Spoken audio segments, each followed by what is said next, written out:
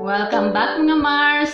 Uli na naman pong nagbabalik ang star ng kusina upang magbahagi sa inyo ng panibago na namang recipe na siguradong ikatutuwa ng mga mami. Dahil mapapakain niyo po ng gulay ang inyong mga anak na sobrang pihikan. Ang recipe natin for today ay ang tortang talong with minced meat and minced veggies.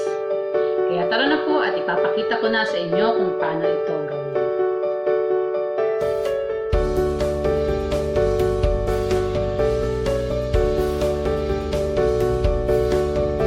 Para sa ingredients, 1 cup ground pork o giniling na baboy, 1 cup minced carrots, 1 cup minced sayote, 1 cup minced turnips o singkamas, 1 medium-sized onion o sibuyas, 6 cloves garlic, 1/2 cup minced celery, 1 teaspoon black pepper powder o paminta, 1/2 teaspoon salt, 4 teaspoons Knorr liquid seasoning, 1 tablespoon brown sugar, 2 tablespoons soy sauce o toyo, 3 tablespoons cooking oil plus extra for frying, 8 pieces large eggs, 2 cups water, 4 pieces eggplants.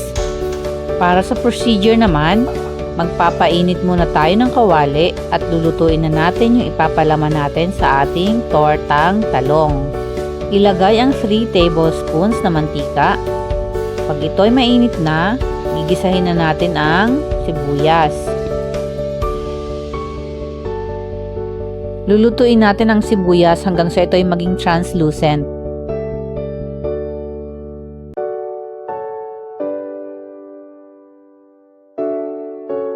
Ngayon naman ay susunod natin ang bawang.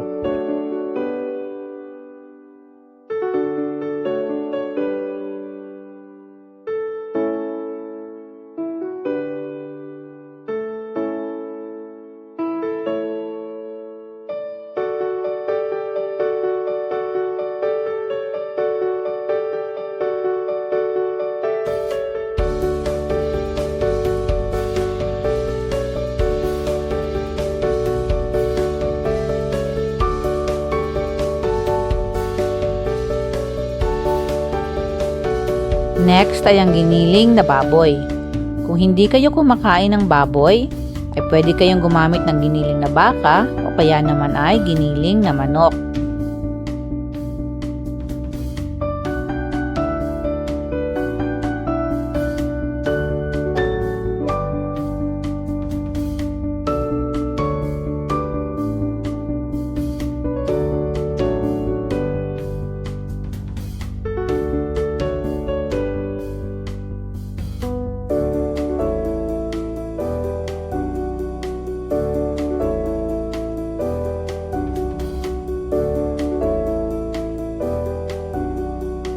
Gigisahin natin ito hanggang sa magsimula ng lumabas ang sarili nitong mantika.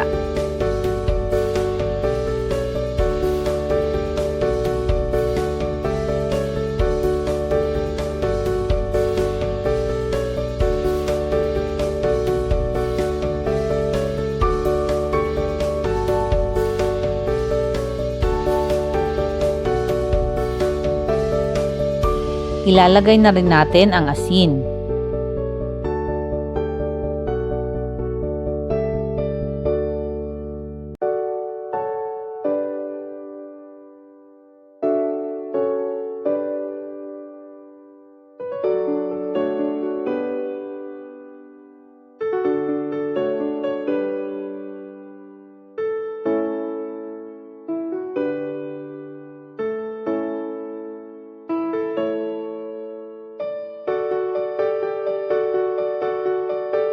Pagkatapos ay idadagdag natin ang 2 tasang tubig at pakukulaan natin ito hanggang sa lumambot ang baboy.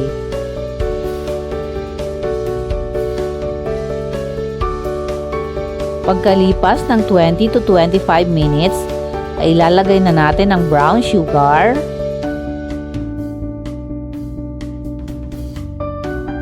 ang toyo, at Pagkatapos ay tatakpan natin itong muli at pakukuluan hanggang sa kumonti na ang sabaw.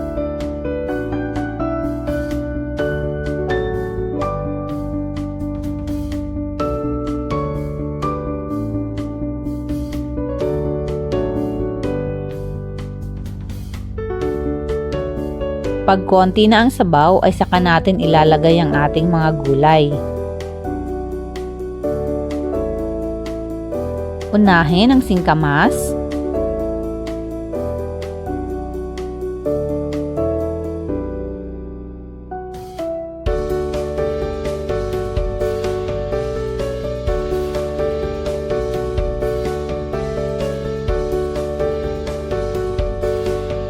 Sunod naman ang carrots.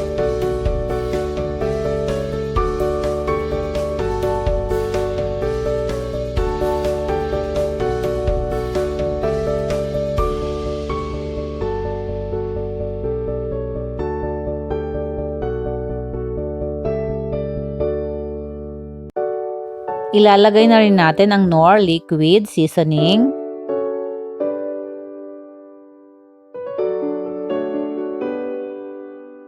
Sa puntong ito ay pwede nyo nang lakasan ng apoy para nang sa ganun mas mabilis mag-evaporate ang natitirang sabaw.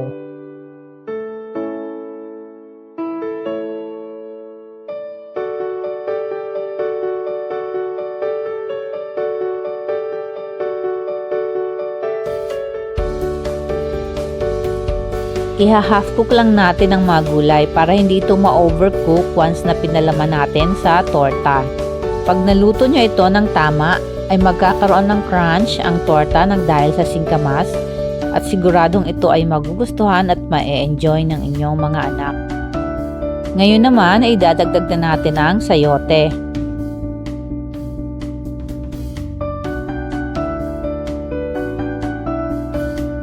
Sa liit ng mga gulay ay hindi na mapapansin ng mga pihikang bata na ang kinakain nilang ulam ay meron palang mga halong iba't ibang gulay.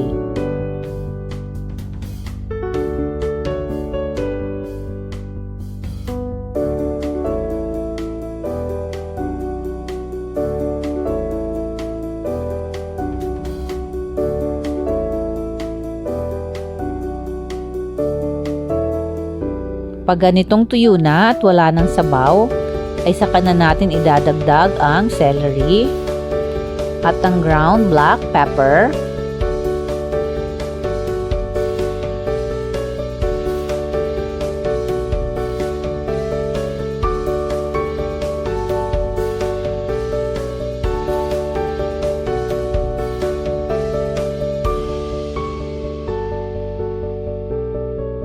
haluin lang natin ng konti at pagkatapos ay papatayin na natin ang apoy.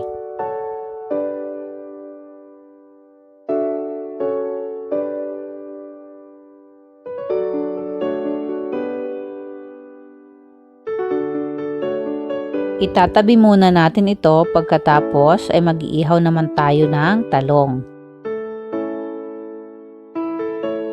Kung tinatamad na kayong maghanda ng inyong ihawan o griller, ay pwede nyo nang ihawin ang talong sa stovetop. Nilagyan ko lang ito ng barbecue stick para nang sa ganun ay mas madaling hawakan.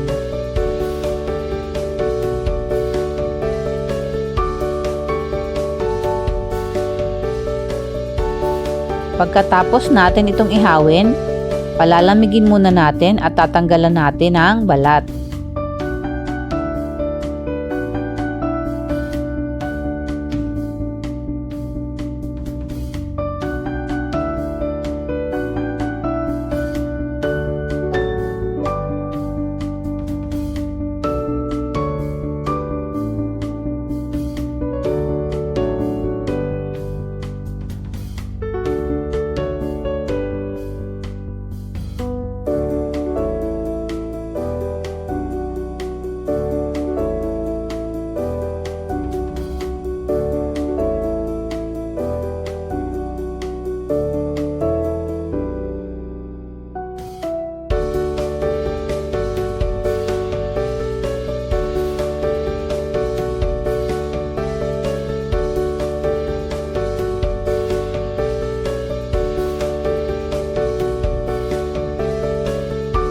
Ngayon naman, gamit ang tinidor, hahatiin natin ito sa gitna. Pagkatapos ay ibubuka natin, papalaparin o ipa-flatten. Dahil dito natin ipapatong ang niluto nating minced veggies and meat sa ibabaw. Next, magbibit tayo ng 2 itlog.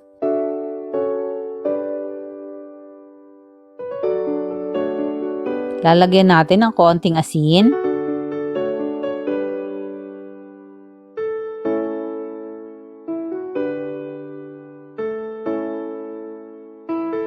Ilulubog muna natin saglit at i-coat ng itlog ang talong. Pagkatapos ay muli natin itong ibabalik sa pinggan at lalagyan na natin ng veggies and meat filling.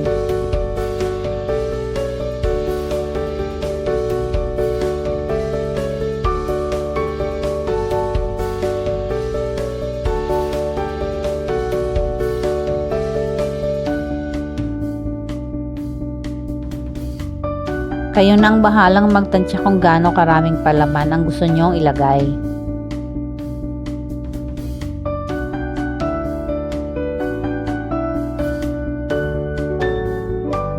Next, magpainit ng kawali at maglagay ng 1 to 2 tablespoons na mantika.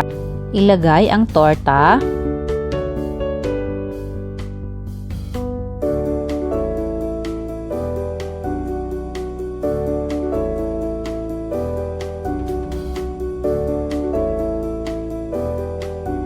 Pagkatapos ay saka natin ibubuhos ang binating itlog sa ibabaw. Siguraduhin nating pantay-pantay ang pagkakalagay ng itlog at mababalutan nito lahat ng gulay at giniling na palaman sa ibabaw para siguradong buo at hindi maghihiwa-hiwalay yung tortang ginagawa natin. Kung sa tingin nyo ay kulang yung itlog dahil malaki yung talong o kaya naparami kayo ng paglagay ng filling, ay pwede kayong magdagdag ng 1 pirasong itlog.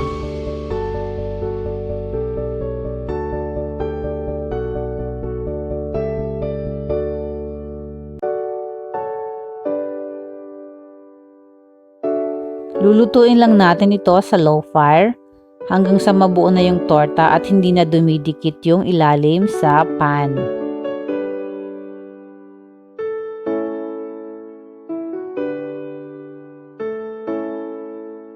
Gamit ang spatula ay unti-unti natin itong aalisin sa pagkakadikit sa pan.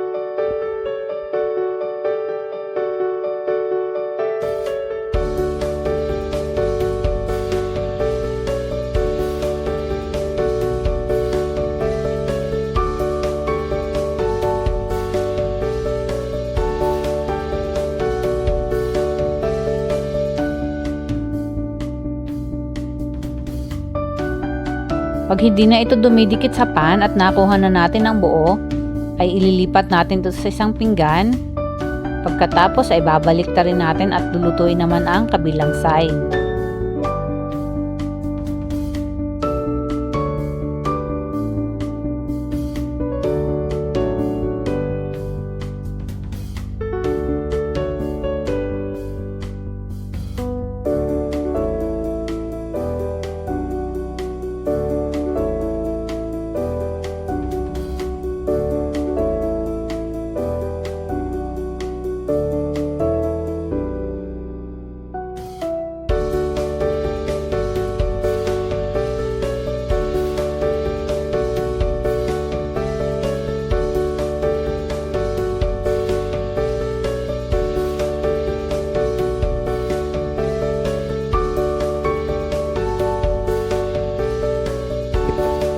At sana po ay may natutunan na naman kayo sa ating video ngayon. Huwag po natin kalimutang mag-like at mag-subscribe sa ating channel. Kung meron po kayong mga katanungan ay ilagay nyo lang sa ating comment section below at ito ay ating sasagutin. Paki-like at follow na rin po ang Star ng Kusina Facebook page. At pati na rin ang iba pa nating social media accounts gaya ng Twitter at Instagram. Lahat po ng link sa ating social media accounts ay matatagpuan sa description section below.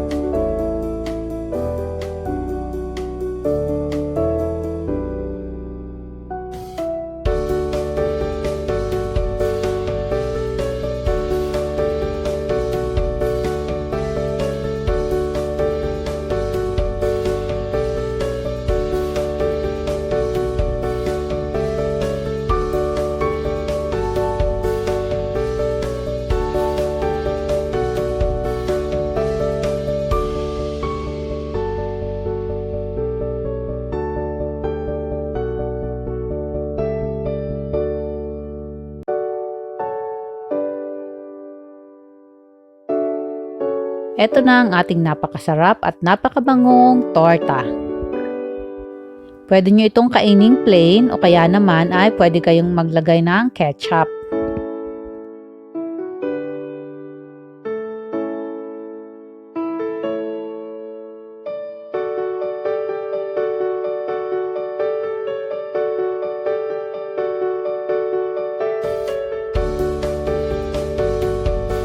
Sana po ay nagustuhan nyo ang video na ito. Maraming salamat po sa lahat ng nanood ng ating video, sa mga nag-subscribe at nag-like sa ating channel, at sa mga nag-follow sa ating Facebook page. Abangan nyo pong muli ang susunod nating mga video. Thanks guys! Bye-bye!